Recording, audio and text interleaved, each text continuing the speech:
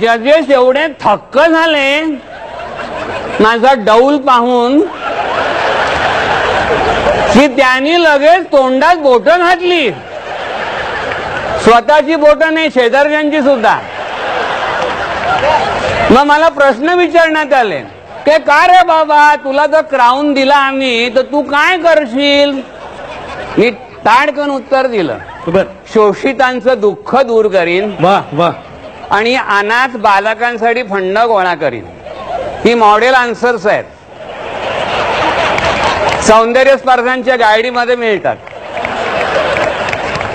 5 star हॉटेलमध्ये मुलाखती झाल्या की ह्या उत्तरं द्यायची. त्यांना बरोबर पटलं. मग त्यांनी पुन्हा मला विचारलं आणखी काय करशील. मी जरा चिडलोच. म्हटलं आणखी काय करीन म्हणजे काय. मी वणवे भिजवीन, कोंबड्या वाढवीन. तुमच्या बापाचं काय गेलं. शेवटचं वाक्य मनात म्हटलं. त्यांना तेही आवडलं. जजेस खुश. मग बरं का, या बायकांच्या ब्युटी कॉन्टेस्ट मध्ये प्रश्न विचारतात ना, मार्मिक प्रश्न शेवटी, तसे त्यांनी मला मार्मिक प्रश्न विचारले. शेवटी मी सगळ्या प्रश्नांची अगदी कॉन्फिडंटली आत्मविश्वासाने चुकीची उत्तरं दिली. आता प्रियांका चोप्राला नाही का विचारलं की काय ग बाई, कुठल्या भारतीय हयात स्त्रीचा तुझ्यावर जास्तीत जास्त प्रभाव आहे. ही म्हणाली मदर तेरेसा. म्हणजे मदर तेरेसा ख्रिस्तवासी झालेली नाही माहितीच नाही.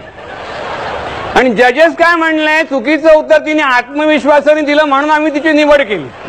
वा.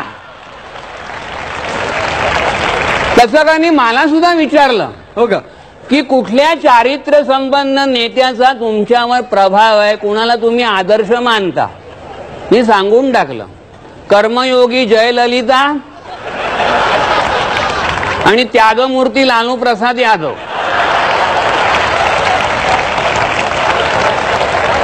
आत्मविश्वास महत्वाचा. म्हणजे म्हणजे सध्या या लागोपाठ होणाऱ्या स्पर्धांमुळे उत्साहाचं वातावरण आहे नाही. म्हणजे काय, कशा या भारतीय सुंदर्या बरं का एकामाठोपाठ एक स्पर्धा जिंकतायत. मला आता नवल वाटण्याचं सुद्धा संपून गेलंय बरं का. धरूनच चाललं जिंकणारच. Miss World, Miss India, Miss World नंतर Miss Universe, Mrs Universe, Miss Asia Pacific, Miss Europe Atlantic, Miss Galaxy. काय आहे काय, सुष्मिता सेन, ऐश्वर्या राय, डायना हेडन, प्रियांका चोप्रा, आदिती गोवित्रीकर, ती दिया मिर्झा, चालू लागलं. आता माझ्यापासून पुरुष विजेत्यांची परंपरा सुरू होईल. आता काही विघ्न संतोषी लोक म्हणून देत बरं का की हे कॉस्मेटिक्स कंपन्यांच्या लॉबीचे टॅक्टिक्स आहेत म्हणून. मोठं मार्केट त्यांना कॅप्चर करायचंय म्हणतात, मार्केटिंगच्या टॅक्टिक्स आहेत. म्हणजे क्रिकेट मॅच फिक्सिंग सारखं ब्युटी कॉन्टेस्ट फिक्सिंग आहे म्हणतात. मरू दे, आपल्याला काय बोलू देत त्यांना. पण मी सल्ला देतो की आमच्यापासून भारतीय पुरुषांनी बरं का आता भविष्य काळ आम्ही सौंदर्य स्पर्धा गाजवण्याचा आहे. क्या बात आहे, क्या बात आहे. बरं, तुम्हाला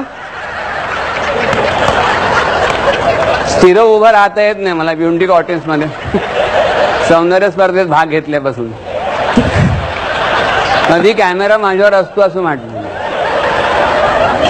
तुम्हाला विजेते पदाचा मुकुट घातल्यावर हा तुमची प्रतिक्रिया काय छान होती. हो छान होती ना. हो दाखव. म्हणजे हे मुकुट घातल्यानंतर मी पहिल्यांदा अशी प्रतिक्रिया दिली, म्हणजे एकदम आश्चर्य दाखवलं. त्याच्यानंतर मग रडू, मग हसू, मग हसता हसता रडू, मग रडता रडता हसू, आणि मग आनंदाचे डोही आनंद तरंग खुळ्यासारखं हसत सुटलं. तुम्हाला मॉडेलिंगच्या सध्या बऱ्याच असाइनमेंट्स आहेत. तुम्ही वेळात वेळ काढून इकडे आलात, इकडच्या पुरुषांना मार्गदर्शन केलं. हो आलात म्हणजे काही यायलाच हवं. या गौरव पुरस्कारांचं जेवण आहे ना, माझ्याच कोंबड्या मागवल्यात. मी ऑर्गनायझरना काय म्हटलं, अरे म्हटलं बाबा ना एवढ्या कमी कोंबड्या का. तर म्हणाले फक्त मानकऱ्यांना जेवण आहे, बाकीच्यांना बघायचं लांब.